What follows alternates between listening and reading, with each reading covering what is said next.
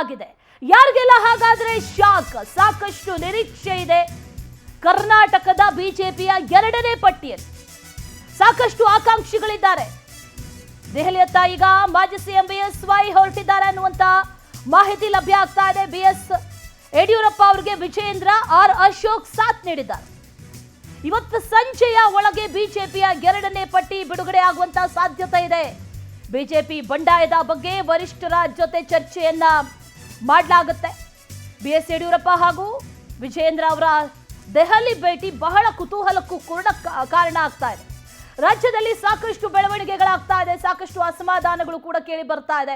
ಆ ಎಲ್ಲ ಅಸಮಾಧಾನಗಳನ್ನ ಯಾವ ರೀತಿಯಲ್ಲಿ ಸರಿಪಡಿಸಲಾಗುತ್ತೆ, ಸಾಕಷ್ಟು ಬಂಡಾಯದ ಮಾತುಗಳು ಕೂಡ ಕೇಳಿ ಬರ್ತಾ ಇದೆ.